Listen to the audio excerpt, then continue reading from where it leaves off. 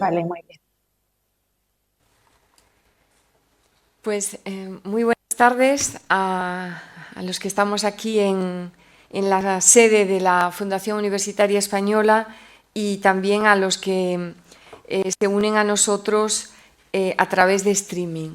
Hoy le damos la bienvenida a María Esther Gómez de Pedro, que va a pronunciar su conferencia desde Santiago de Chile, donde reside actualmente, profesora en la Universidad Santo Tomás de y como siempre vamos después del saludo, a hacer una brevísima presentación.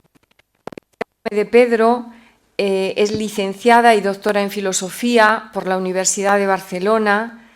Realizó la tesis doctoral bajo la dirección del filósofo José María Alsina, que se escucha un poco mejor porque había eco, disculpen. Decíamos que es doctora por la Universidad de Barcelona, tuvo la suerte de hacer la tesis con José María Alsina sobre el estado de bienestar, presupuestos éticos y políticos. Y esa tesis doctoral se publicó aquí en la Fundación Universitaria Española en la colección de tesis doctorales cum laude. Por tanto, fue un buen trabajo de investigación. Yo recuerdo también que después de finalizar tu tesis doctoral te incorporaste como profesora en la Universidad CEU San Pablo, en el Instituto de Humanidades, como profesora de Doctrina Social de la Iglesia y de otras materias. Allí compartimos docencia hace ya algunos años y creo que las dos guardamos pues, unos recuerdos preciosos de aquella etapa.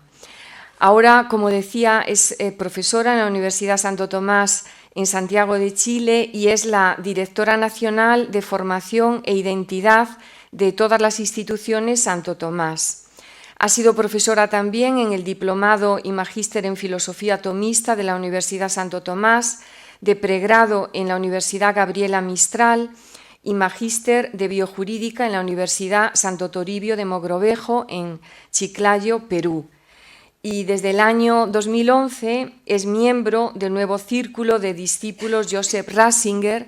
Aquí en la Fundación Universitaria hemos tenido al actual presidente, al padre Christoph Olli, que ha publicado también con nosotros varias obras.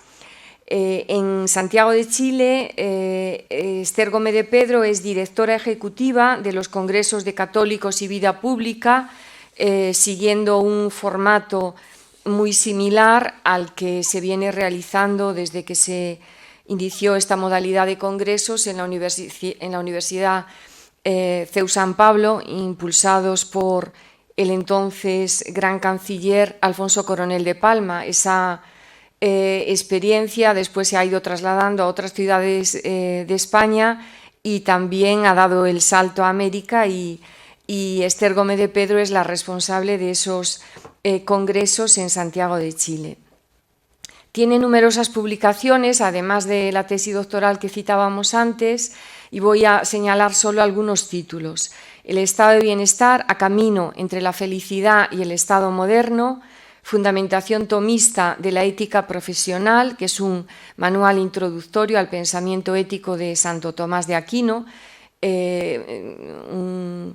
creo que era la semana pasada, aquí alguien recordaba la importancia de los estudios tomistas en la renovación de toda la filosofía y la antropología y la ética en el siglo XX.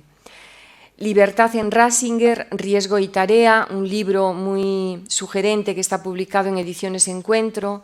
El papel de los laicos según Benedicto XVI, publicado en Cuadernos de Pensamiento, Verdad moral y verdad teórica, el lugar de la voluntad en el conocimiento, en la revista de filosofía de la Universidad Católica de Valencia, Estío.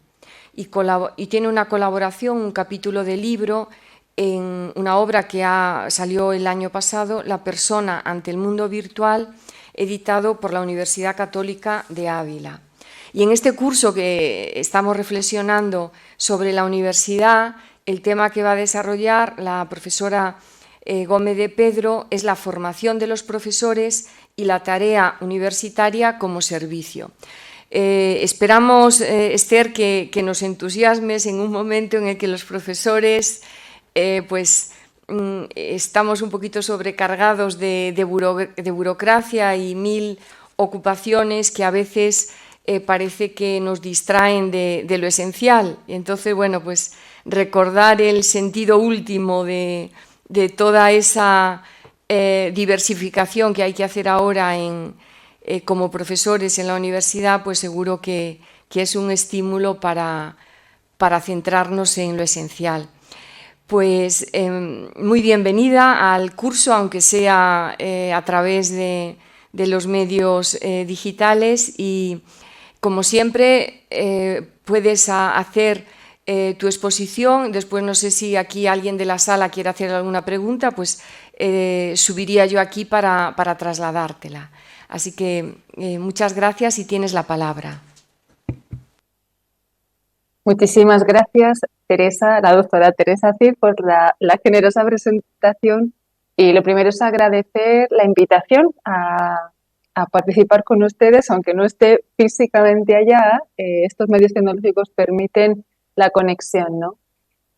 Pido por anticipado disculpas, perdón si es que en algún momento me quedara congelada, no porque haga frío, aquí estamos en verano, ya me ven, soy de verano, aquí en febrero es verano, sino porque a veces Internet tiene sus propias limitaciones. Entonces, simplemente esperamos un par de segundos, todo debiera volver a la normalidad. Agradezco, por lo tanto, esta invitación. Me parece que lo que se aborda en este curso, a lo largo de todas estas ponencias y todas estas semanas bien intensas, son temas centrales, ¿no? Teresa lo comentaba recién, ahora mismo hay algo que no podemos perder de vista para poder hacer lo que tenemos que hacer, aunque sea un poquito más engorroso, con sentido, con un sentido. Por eso el título o el tema que me pidieron preparar para compartir con ustedes esta tarde, aquí también es por la tarde, son las 3 de la tarde ahora mismo, me parece apasionante porque toca el núcleo de lo que es la esencia de la universidad, que es el rol, la tarea que se espera de los profesores. Si me permiten, yo voy a compartir una presentación que he preparado para este momento. Déjenme ponerme en su lugar adecuado. Estaba haciendo un último repaso. Ahí sí. Entiendo que ya todos la están viendo. Si hubiera alguna dificultad, por favor, me lo hacen saber de alguna forma por el audio.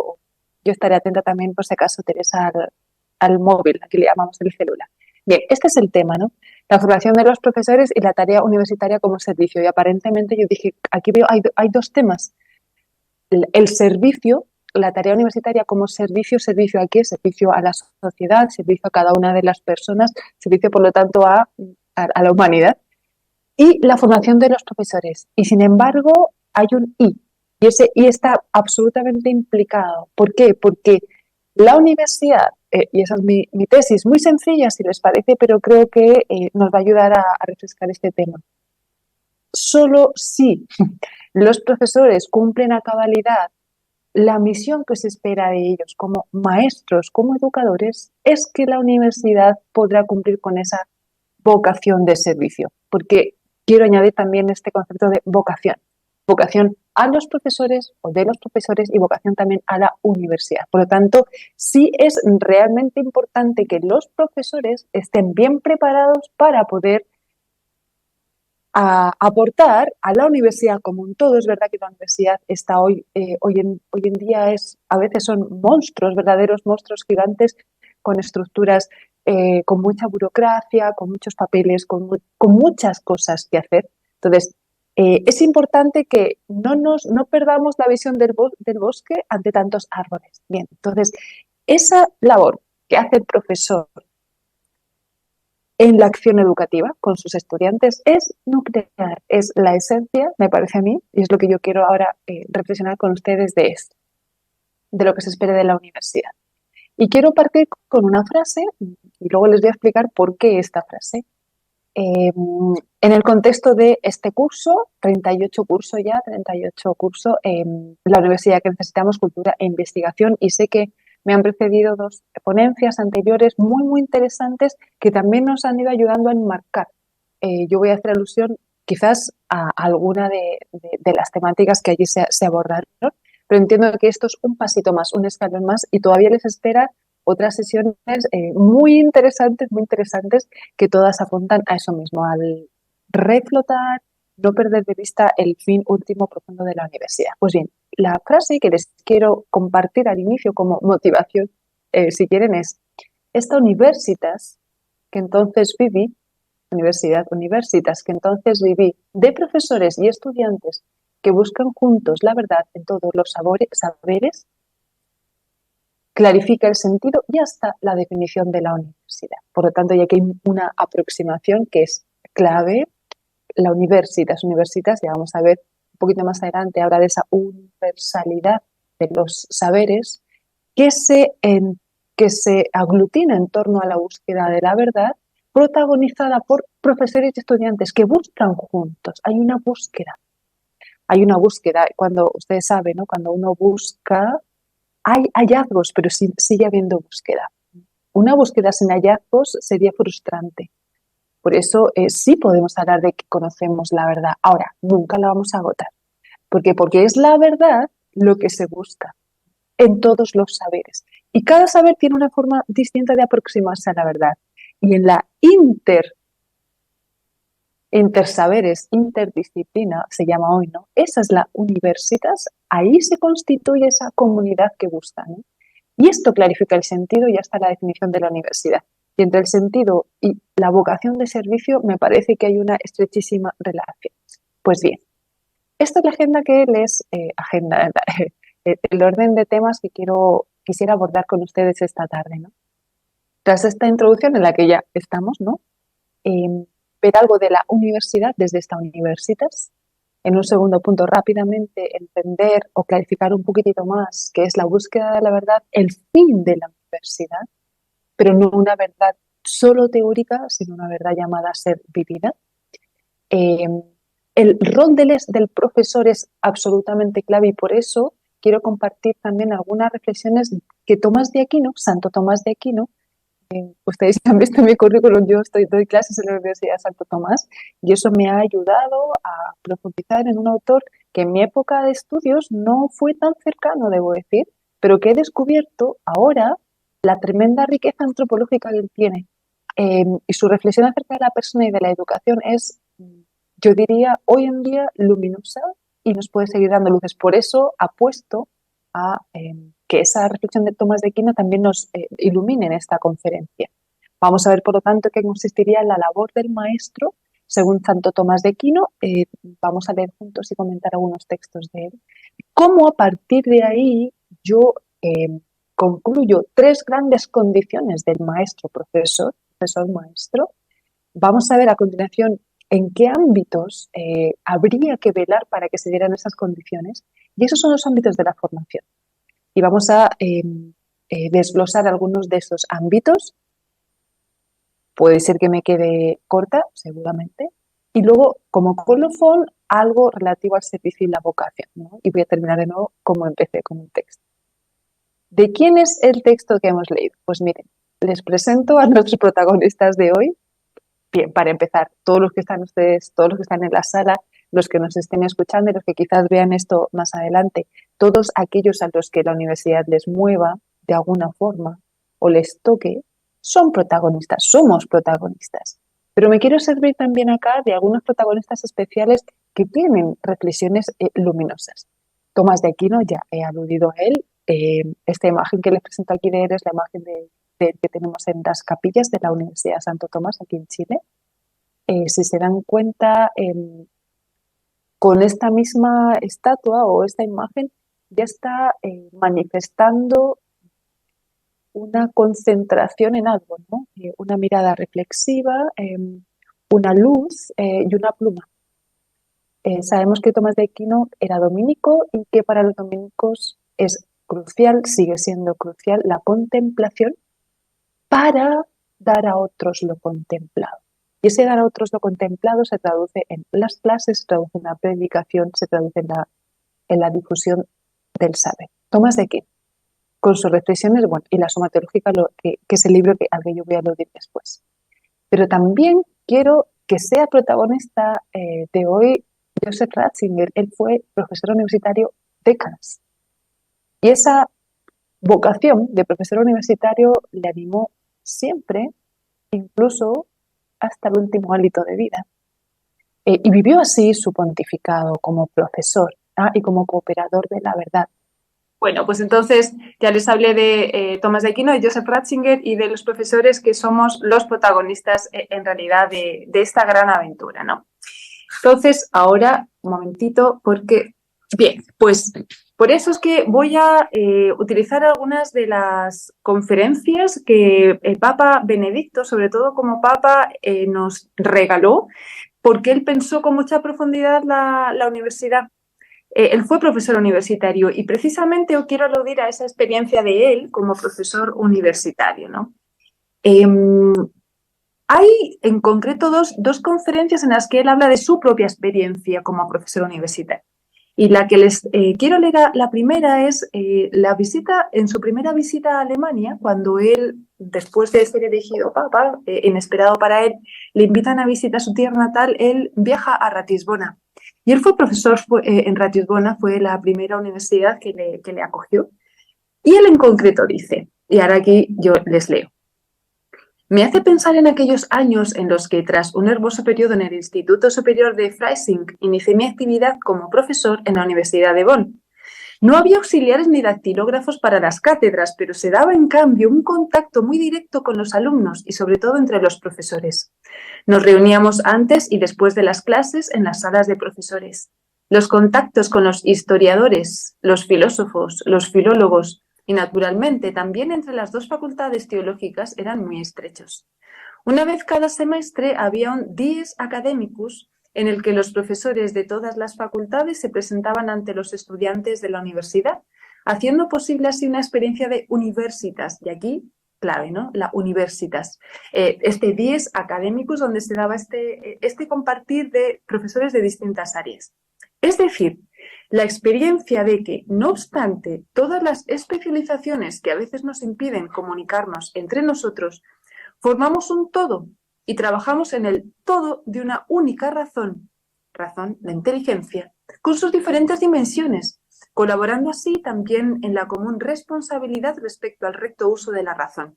Era algo que se experimentaba vivamente. Además, la universidad se sentía orgullosa de sus dos facultades teológicas.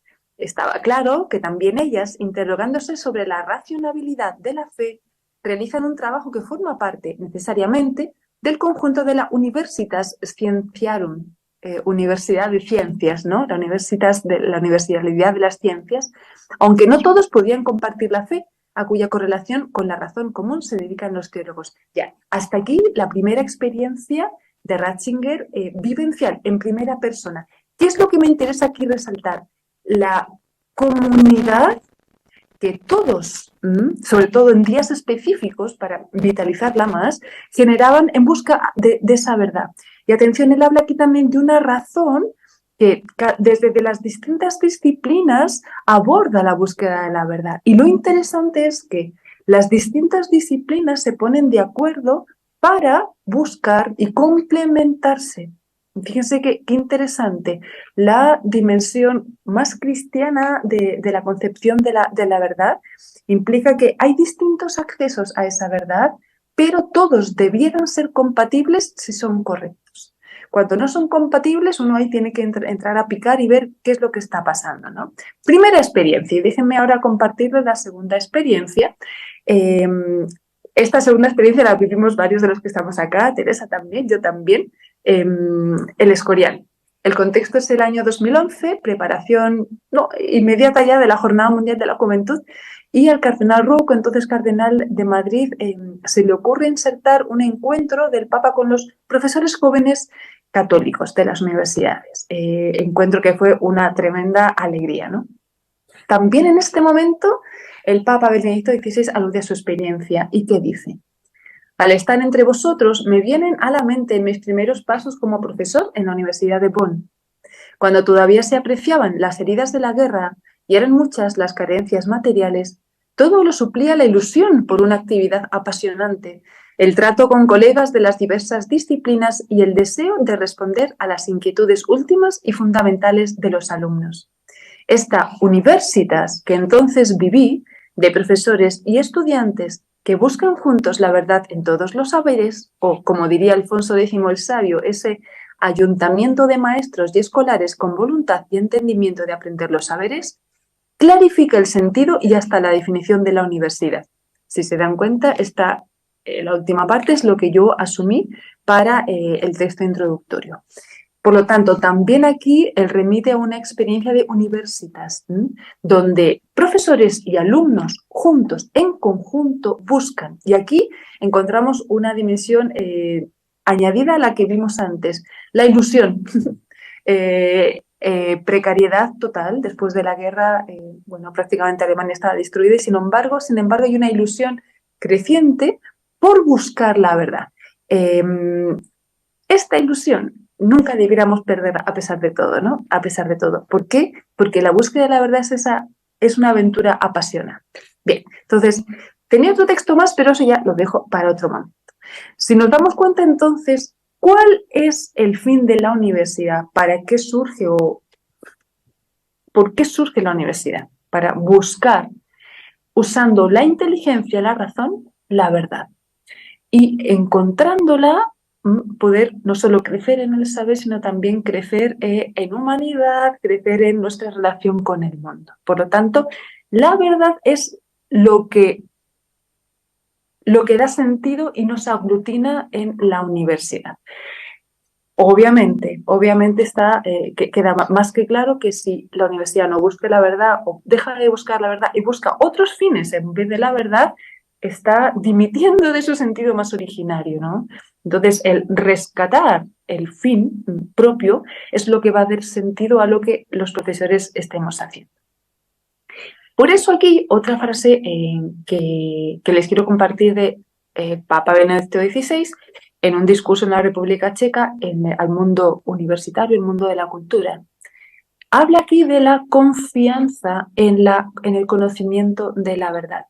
Es verdad que en los últimos siglos hemos vivido una crisis de verdad, una crisis de la metafísica, una crisis en que podemos conocer la verdad, se desconfía de que se pueda conocer la verdad.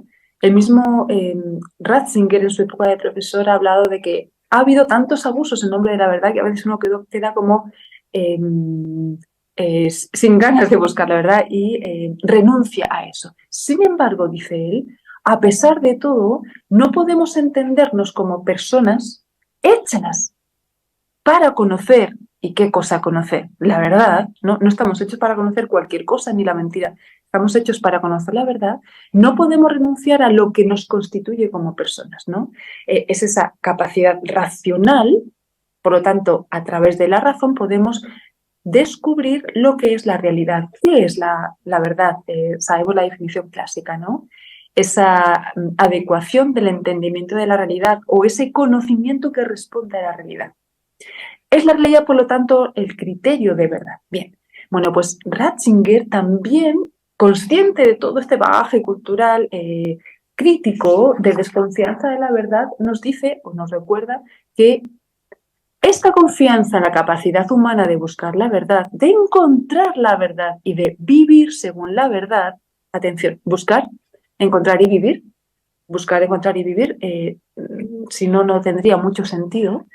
Esta confianza en la capacidad humana de conocer la verdad llevó a la fundación de las grandes universidades europeas, ciertamente. Hoy debemos reafirmar esto para dar al mundo intelectual la valentía necesaria para el desarrollo de un futuro de auténtico bienestar, un futuro verdaderamente digno del hombre. Fíjense, reafirmar, tenemos que devolver la confianza, saben que se puede, quizás no sea tan fácil, pero se puede. Bien, y esta búsqueda de la verdad viene a ser el criterio del servicio, y solo cuando la universidad busque la verdad va a cumplir su vocación de servicio. Y solo desde esa búsqueda de la verdad se va a entender la tarea del profesor.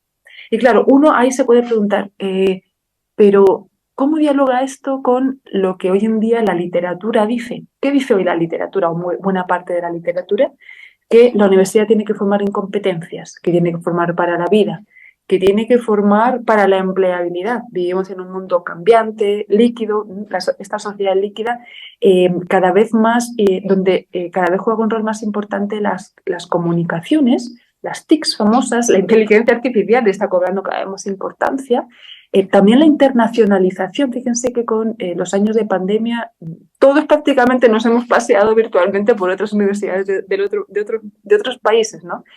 Y esto de nuevo nos hace ver cómo la universidad tiene que formar para lo cambiante, para todo lo que pueda venir, ¿no? Por supuesto el desafío ético sigue estando, ¿no? Entonces, ¿es legítima esa inquietud de la literatura actual de que tenemos que formar en competencias? Bien, yo creo que es legítima siempre que se subordine o se ponga al servicio del fin primario de la universidad.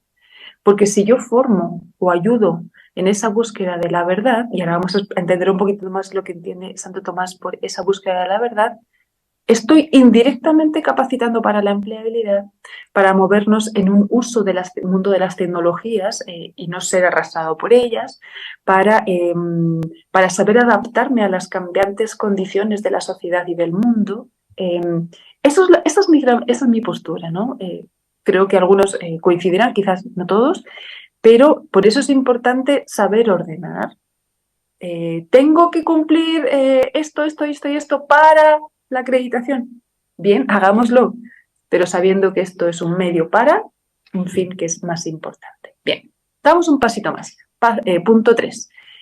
Labor del maestro según Santo Tomás de Aquino. Bien, Tomás de Aquino fue un gran profesor también. Sabemos que siglo XIII es el momento en que las universidades también en Europa se están consolidando. Tomás de Aquino juega un rol clave en París. Él se forma en Alemania con San Alberto Magno, que fue su gran maestro. Él redescubre a Aristóteles y utiliza esta filosofía, la comprende para ponerla al servicio de una comprensión más profunda de la verdad cristiana, ¿no? Bien, Tomás de Aquino tiene claro que los medios que utilicemos en la educación tienen que ponerse al servicio del fin más perfecto. ¿Cuál es el fin más perfecto? Y aquí, en este sentido, él es muy aristotélico, conocer la verdad, amarla, vivirla. Bueno, cuando nosotros pensamos en el fin último de la vida, si lo vemos en clave cristiana es conocer, amar a Dios, ¿no? La verdad suprema es Dios. La capacidad más perfecta que tenemos los seres humanos es la razón. Una razón que sabemos que siempre se conjuga con la voluntad.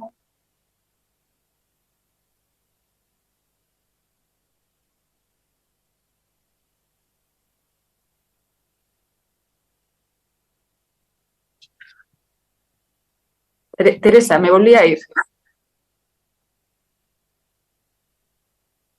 Bueno, vamos a confiar. Ya les pedí perdón por anticipado. Bueno, estas son las cosas del directo. Si esto estuviera grabado podríamos editar, ¿verdad? Pero así es. Bueno, estaba hablando de que la inteligencia es la capacidad más perfecta del ser humano, por lo tanto es el conocimiento de la verdad aquello que más nos perfecciona, ¿no? Porque es lo más perfecto en nosotros. Bueno, él lo tiene claro, ¿no? Tomás de Aquino se plantea en la Suma Teológica, en la primera parte, sabemos que es un tremendo libro, él aborda muchas cuestiones muy, muy interesantes, y en esta primera parte él aborda sobre todo el conocimiento de Dios. ¿podemos conocer a Dios? Y ahí es donde están las 5 vías, famosas 5 vías del conocimiento racional de la existencia de Dios. ¿Cómo es Dios? ¿Qué podemos saber racionalmente de Dios? Dios es uno, Dios es verdad, Dios... Bien. Y después de que ha analizado algo racionalmente sobre Dios, pasa a tratar de analizar la creación de Dios. ¿Cómo crea Dios el mundo? Habla de los ángeles, cosas súper interesantes. Habla del ser humano. Y al final de esta primera parte habla del gobierno, el gobierno del mundo. Y él se plantea, ¿cómo es que Dios gobierna a sus criaturas? Claro, y uno trata de, como de aplicar lo que hace uno a Dios, ¿no? Bueno, pues, atención, Dios gobierna al estilo de un jefe racional. ¿Qué hace un jefe adecuado y racional? Pues un jefe te plantea a ti un fin. Mira, esto es lo que queremos conseguir en nuestra empresa o en nuestro trabajo. Confío en ti. Tú pon los medios adecuados para llegar a ese fin. Hay una comunión de ideales y te deja una libertad. Bien, pues Dios con nosotros actúa de una forma parecida, ¿no? Y en ese contexto es que Santo Tomás se plantea si un hombre puede enseñar a otro. Porque claro, Dios nos gobierna de esa forma, nos permite, digamos, ese movimiento. Pero ¿y yo con los demás? ¿Cómo debo, por lo tanto, transmitir a otros? Bueno, pues ahora permítanme que les lea Tomás de Aquino y casi, en vez de leer la PPT, bien, para los que estén un poco familiarizados con la suma teológica, esto está en la cuestión 117. Primera parte, cuestión 117.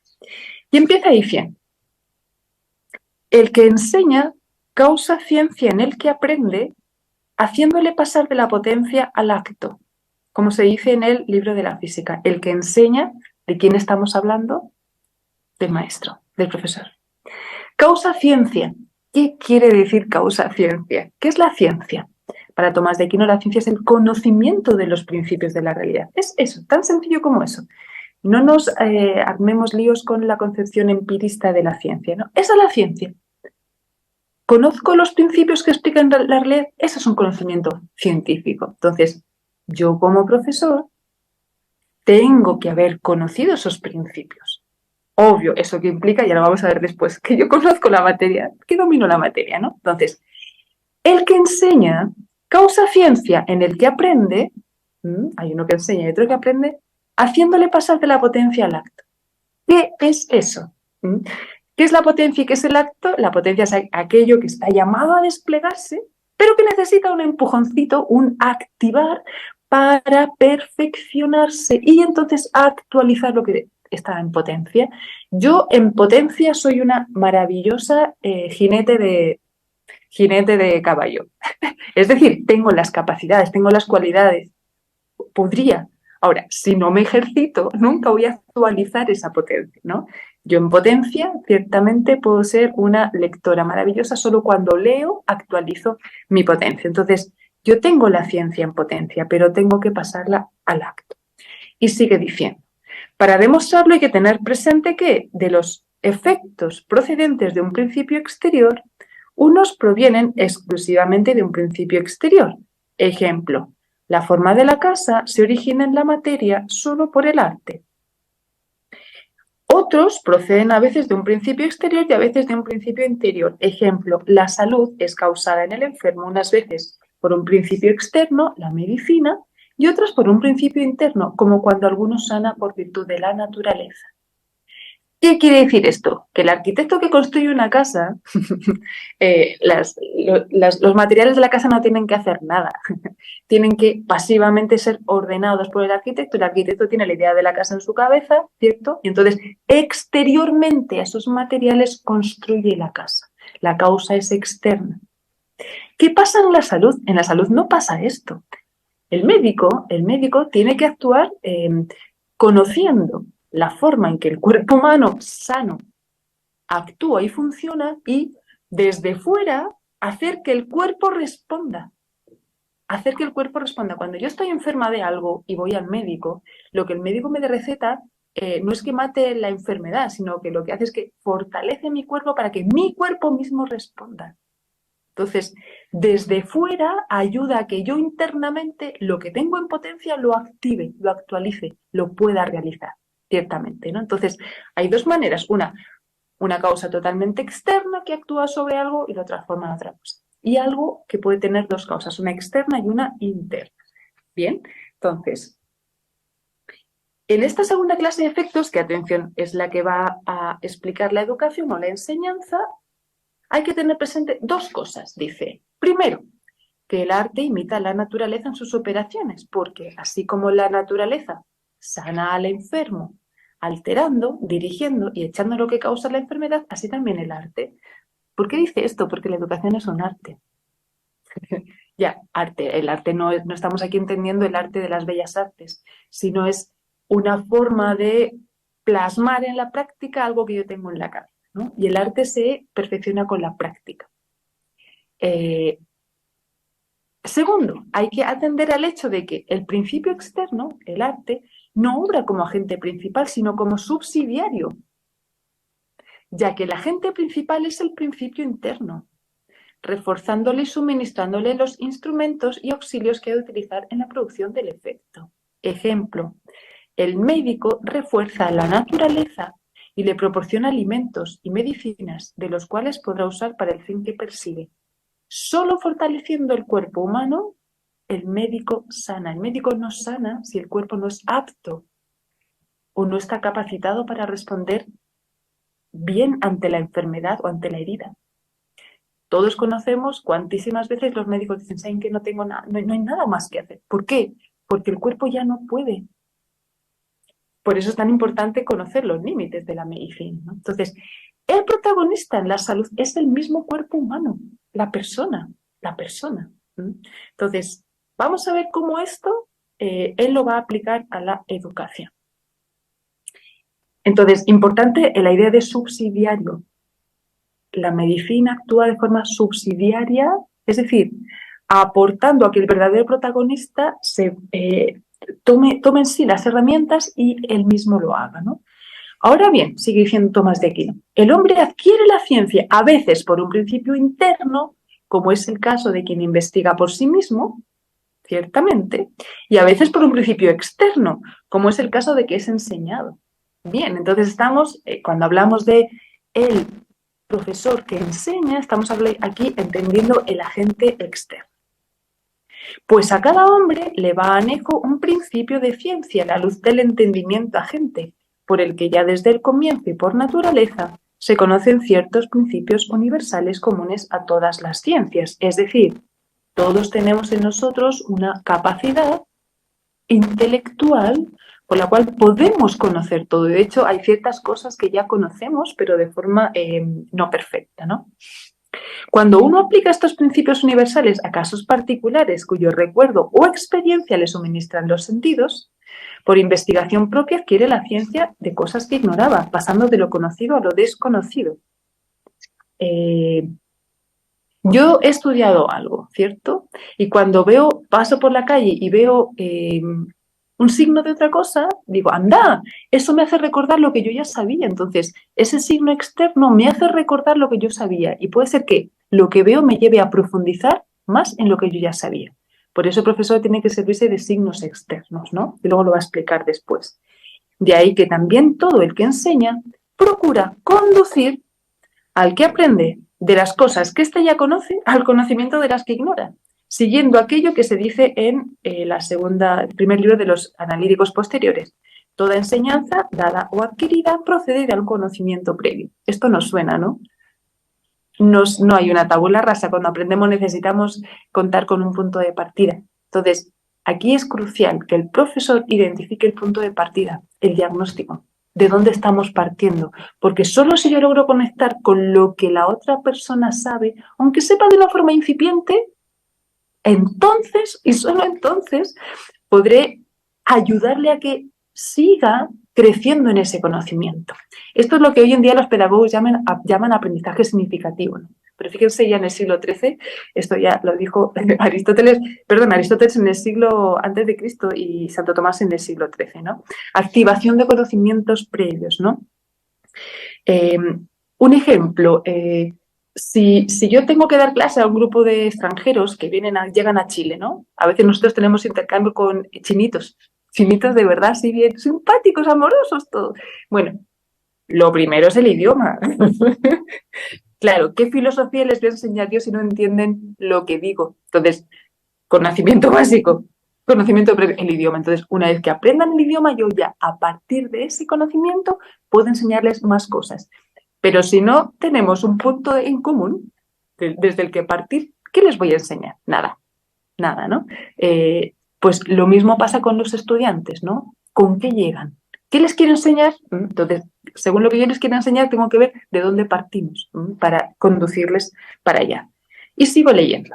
El maestro puede contribuir de dos maneras al conocimiento del discípulo. La primera, suministrándole algunos medios o ayudas de los cuales pueda usar su entendimiento para adquirir la ciencia, tales como ciertas proposiciones menos universales que el discípulo puede fácilmente juzgar mediante sus previos conocimientos, o dándole ejemplos palpables o cosas semejantes, o cosas opuestas a partir de las que el entendimiento del que aprende es llevado, como llevado de la mano, al conocimiento de algo desconocido. Los ejemplos son súper importantes, porque el ejemplo conecta con la realidad. Entonces, bajo la teoría universal abstracta, que no entiendo nada, el ejemplo me permite entender lo que la teoría explica, por eso es muy importante esos ejemplos, y eso me abre la puerta al conocimiento de la explicación teórica, a la ciencia, que la ciencia es el conocimiento de principios, ¿no? Por eso a veces uno tiene que explicar lento, tiene que adaptarse al ritmo y también saber qué cosas no se entienden para explicarlas y a partir de ahí poder. Segundo, primero, por lo tanto, dar esos ejemplos. Y segundo, fortaleciendo el entendimiento del que aprende, en cuanto que se hace ver al discípulo la conexión de los principios con las conclusiones.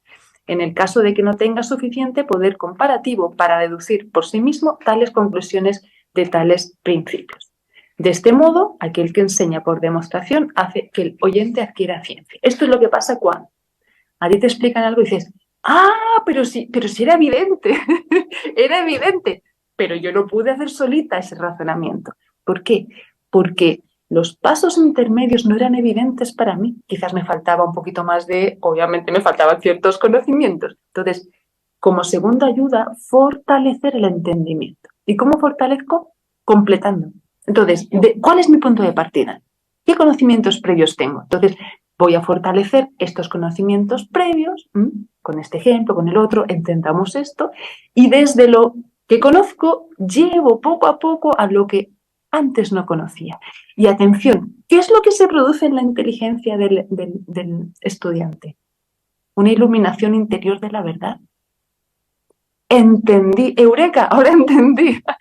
Era así. La ley de Pitágoras o el principio de la causa-efecto o cuantísimas cosas. Perdón por los ejemplos que son un poco básicos, ¿no?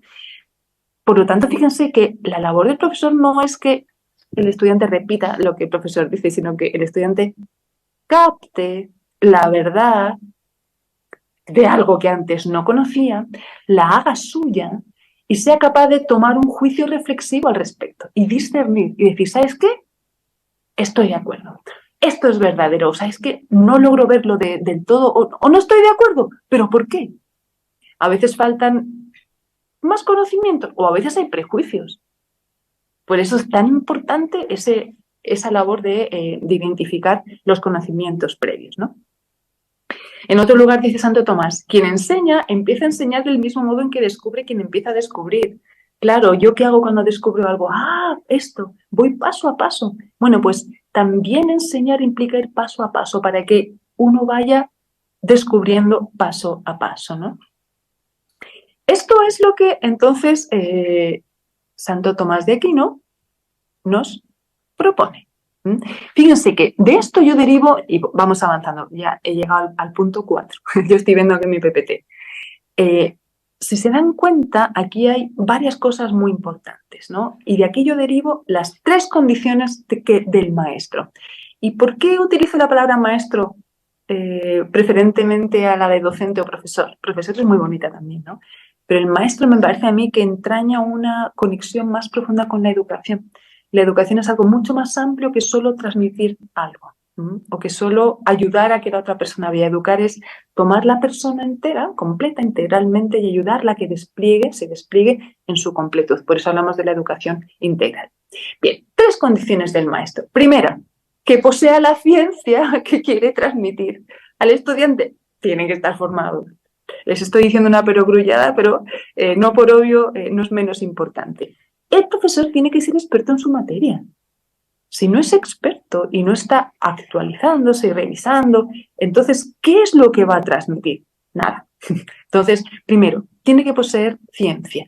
Y sabemos que la ciencia al final es ese conocimiento interior que él que se ha iluminado en su interior sobre la realidad de las cosas, ¿no? Esa es la ciencia y esa es la verdad. Entonces, primero, poseer ciencia, lo que llaman los clásicos ese verbum veritatis, ¿no? Esa palabra de verdad, ¿no?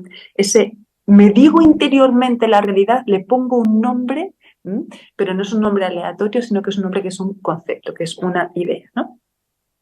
Segundo, si el verdadero protagonista es el estudiante, porque al final, ¿quién hace la labor de ir entendiendo? El estudiante. Claro, el profesor le ayuda, ya hemos visto de qué formas le puede ayudar, ¿no? Pero quien tiene que recorrer ese camino es el estudiante, es el alumno, por lo tanto el protagonista es él. Entonces, si el profesor tiene que ayudar a que este proceso se realice, obvio, tiene que conocer al estudiante, tiene que conocer al alumno, con qué viene, cómo es, cuáles son sus gustos. Ya uno dirá, pero tengo 50 estudiantes, tengo 50 alumnos en mi clase, ¿cómo pretendes que yo les conozca a todos? Bien, yo sé que a todos a veces es un poquito difícil, pero uno puede intuir algunas cosas. Es muy importante que uno se presente ante sus estudiantes, ante sus alumnos, queriendo al menos conectarse con ellos, porque si no hay esa conexión, yo no sé de dónde parto. Simplemente voy a hablar, o voy a proponer actividades interactivas, pero no sé qué está pasando en su interior, ¿no? Entonces, solo desde ese conocimiento podría ayudarlo para que transite de lo que conoce a lo que no conoce. Y a la luz de esto, pondré los medios al servicio del fin. Medios. ¿Y en qué estoy pensando en concreto? Los medios son los medios de la pedagogía, la inteligencia artificial, por ejemplo, los medios interactivos, la famosa PPT, que se nos ha caído aquí por la conexión, ¿no? La PPT es un medio, pero no es un fin. Si yo no tuviera algo que quisiera transmitirles a ustedes, no me sirve de nada la PPT, no me sirve de nada, ¿no? Entonces, esto es muy importante, ¿no? La conexión con el estudiante. Porque si no se da esa conexión, y aquí, claro, ¿cómo son nuestros estudiantes? ¿Qué están viviendo? ¿En qué mundo están viviendo? Bueno, pues somos todos conscientes, ¿no? Viven en un mundo caracterizado por la inmediatez, las cosas son rápidas, inmediatas, por lo tanto no tienen paciencia para esperar los procesos. La superficialidad les cuesta profundizar porque están constantemente yendo de una noticia a otra. El mundo de las redes sociales es en ese sentido muy esclavizante, ¿no? La dispersión, la multitask, ¿no? Hago 1000 cosas a la vez y no me concentro y sin embargo para realizar una labor intelectual necesito concentración.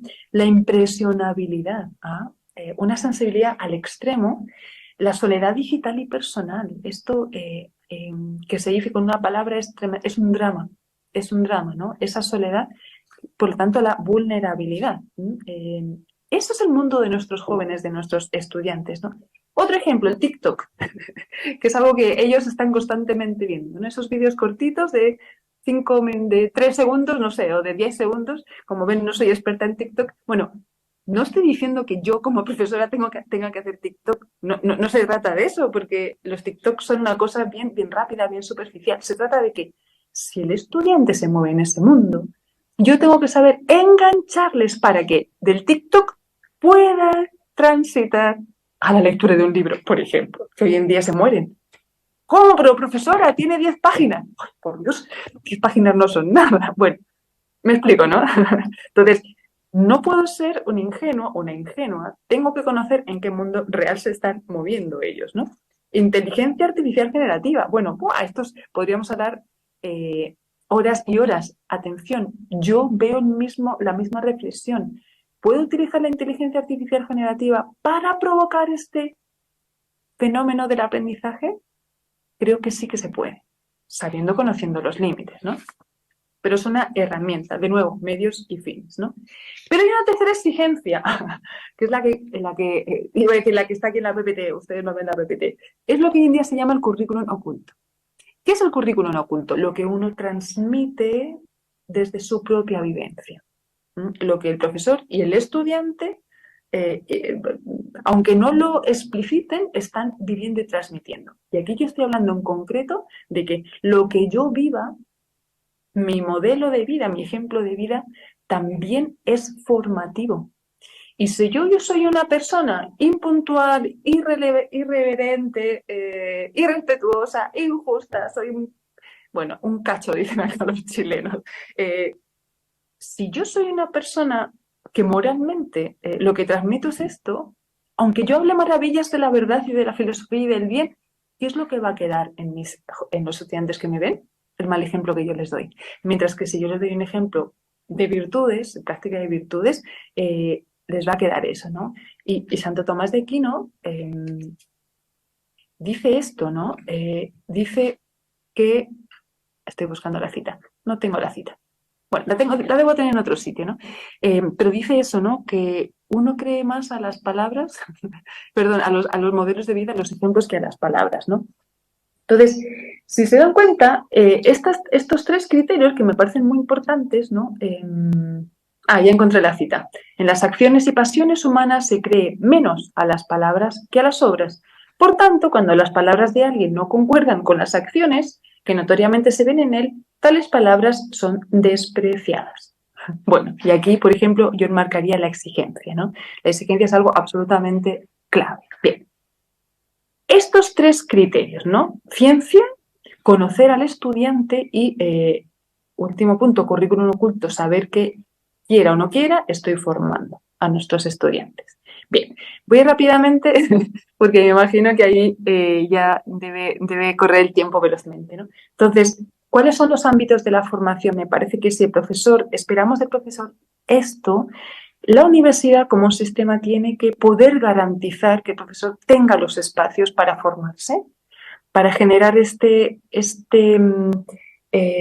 conexión con el estudiante y por lo tanto cargarla de burocracia va a ser contraproducente para lograr esto que estamos buscando, ¿no? Entonces, tiene que haber un equilibrio entre la burocracia, entre los papeles, entre las cosas que se le piden administrativamente y la transmisión o la generación de esta búsqueda de la verdad.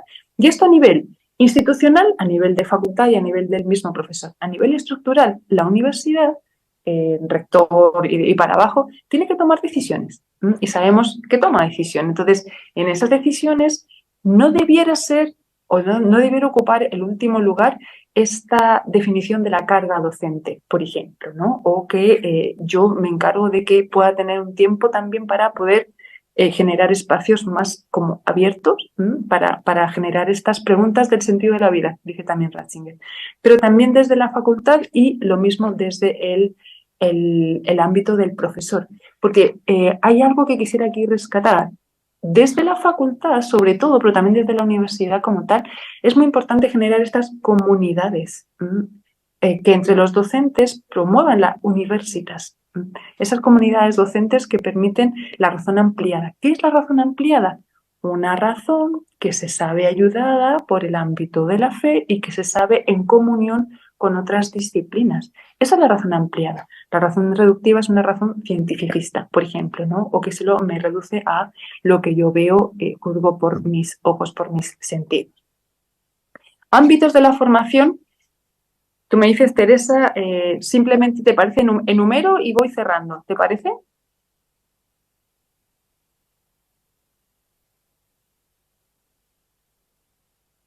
¿Vale? Cerrando. Perfecto. A vosotros, por la paciencia. Ámbitos de la formación, ya no los voy a profundizar, pero sí me parece que en función de todo lo que hemos hablado ya tienen sentido. Primero, formación en lo disciplinar para la interdisciplina. Tengo que tener ciencia, poseer ciencia. 2, formación en el ámbito pedagógico. Obvio que sí son importantes las pedagogías, el cómo los medios que puedan ayudarme a que se logre ese aprendizaje. 3, ámbito de formación en la identidad institucional. Es obvio, es de sentido común que tengo que enmarcarme donde estoy. No es lo mismo estar en una universidad laica que en una universidad católica. Ese ideario institucional, y si vibro con él, muchísimo mejor, ¿no? Tengo que también tener un espacio de formación. 4, en generar ambientes propicios para el cuestionarse por el verdadero sentido de la vida. Y en ese sentido me parece que la formación humanista sigue siendo clave. Sea de la materia que tú seas, de la materia que cada profesor sea, la formación en las humanidades me prepara para poder provocar preguntas por el sentido de la vida, ¿no? Y ahí la lógica también. La lógica me parece que es muy, muy importante, es una parte de la filosofía. ¿Por qué? Porque me ayuda a descubrir cómo pensamos, la forma de razonar. Y en la conversación con los estudiantes esto es clave, ¿no? Formar en competencias actuales, de todas maneras, las competencias de la tecnología, de los medios de comunicación, la inteligencia artificial, etc. Y generar también en las comunidades docentes para que se logre esta interdisciplina de todas maneras, ¿no? Esto exige bastante del maestro, ¿no? Un ejemplo que yo había pensado para esto es ese diálogo de Jesús con la samaritana. Si lo recordamos, Jesús rescata la experiencia previa y a partir de ahí la lleva, la va guiando hasta que ella solita dice, tú eres el Mesías, ¿no? Bien, pues este es el contexto desde el que la universidad tiene que responder a su vocación de servicio, ¿no? Es una vocación de diaconía de la verdad, de servicio hacia la verdad y de responsabilidad frente a la verdad como el criterio definitivo de su servicio. Bien, y con esto solo terminar con una frase de Ratzinger. Al final, dice él, se juega la educación en el encuentro de dos libertades. En el encuentro de dos libertades. De nuevo, fíjense que estamos poniendo el acento en lo personal, ¿no? Solo cuando hay una persona que se encuentra con otra persona, esa persona se sabe querida, se sabe importante, puede dar un pasito en ese conocimiento de la verdad. Muy bien, entonces, las universitas que entonces viví, de profesores y estudiantes que juntos buscaban la verdad en todos los saberes, clarifica el sentido y hasta la definición de universidad. Termino con esta definición que di al principio y de nuevo agradecerles la paciencia. Gracias. Bueno, Esther, lo hemos conseguido, pero Dios mío, que ha sido complicado. Sí, bueno, muchísimas gracias por el esfuerzo que has estado hablando ininterrumpidamente durante una hora con unos medios pues, que nos han tenido un poquito muy vigilantes, ¿no? Pero, Esther, sí que nos ha quedado claro de tu preciosa intervención que la gran protagonista, o lo que no, en fin, la protagonista de tu reflexión ha sido sin duda la verdad, la tarea universitaria como servicio a la verdad.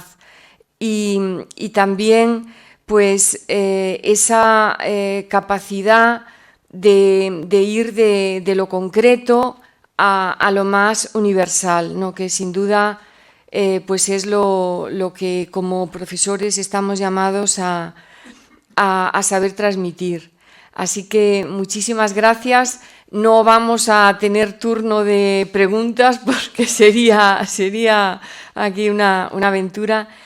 Te agradecemos mucho de verdad tu preciosa intervención y otro aplauso.